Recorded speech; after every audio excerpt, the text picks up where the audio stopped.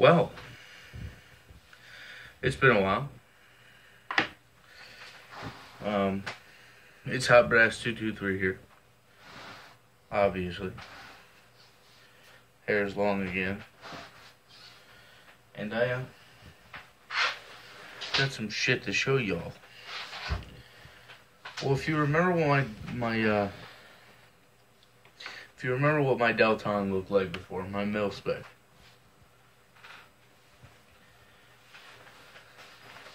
then you'll understand the changes. But if you haven't seen it before, I'm going to go ahead and check out those videos. And I didn't do anything serious. This thing is making my face look like I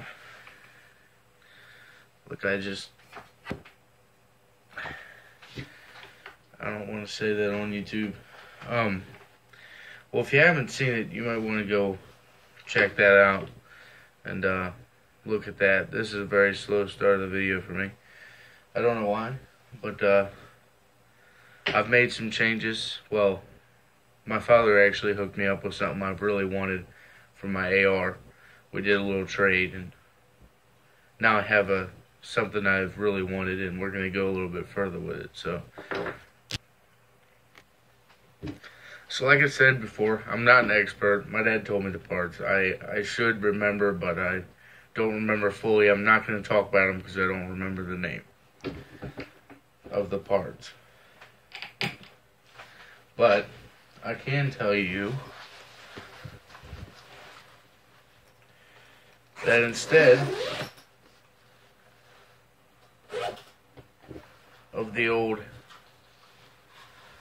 adjustable stock, I went completely mil-spec with a new A2. In order to do the A2 on this rifle, we had to take the older adjustable off, and because the tube is different and it's a lot bigger than the tube for this one, the tube looked like that. That little notch on the bottom right there is where the adjustable part would slide through and through. And it was a lot, had a bigger radius than the new tube. The new tube is just a smaller circle like this, no notches or anything. And we had to get a new spring because this A2 was specifically for a I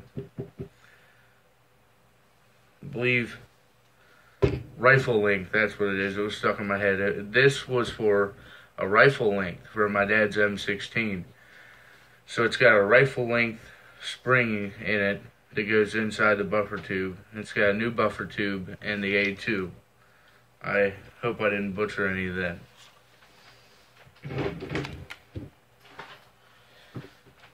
But that's not all that I'm going to be doing in the future. I'm going to be changing to a Hogue grip for this. And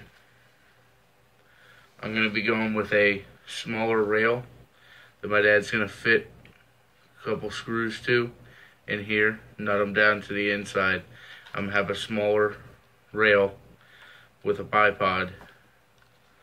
And that's about it. Besides, I'm going to go get a Magpul magazine instead of the old steel I have. And next on the list, now my shotgun may have been lightly shown before in this. It may have been lightly shown. I just posted a video today, however, of it with the new design on it that I did. My dad's idea. I give him credit for the idea, but I give myself credit for liking it. I really like the way it looks now. I went ahead and Well, we sat together and went ahead and sanded this down, got the whole black layer of paint off the top, and left the rail, of course, black. It really does look great with the rail, I don't even remember, the sight groove. We went ahead and left that black because it looks great black still, in with the design of the rifle. And just we didn't polish it because the brushed aluminum looks really good. And I'm thinking about doing just the tube, the mag tube, and not the barrel. I want to leave the barrel black, but I'm thinking about doing the mag tube to match this, and that would look great. See, we did it inverse of my dad's. My dad's barrel and tube is silver and polished now. So we inversed it, and I went with the receiver polished. I don't want to leave that open in the bag. Well, that's all for anything new. The Mosin's the same. The SKS is the same. The Puma's the same. This is about it, besides the new changes that I'm going to hopefully make to the AR and show you guys. I'm still debating on keeping that set up with that barrel. I'm thinking about going with a 16-inch like my barrel, like my dad's Jack, and doing a black barrel. And doing a new fore-end on it. I'm still really debating on that.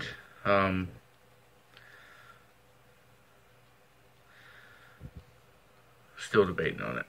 I don't know if I want to completely change it. I like the way it looks with the A2.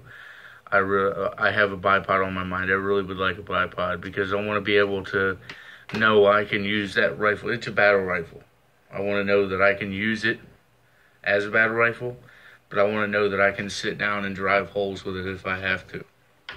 So that's why I want to go with a bipod and do a new grip that'll really help with my, hand control. Because that little plastic one, for people who know they still have it, it's not terrible to use, but it's definitely weird. It's real small in your hand. It's kind of rugged. You don't get a lot of grip. It's real smooth.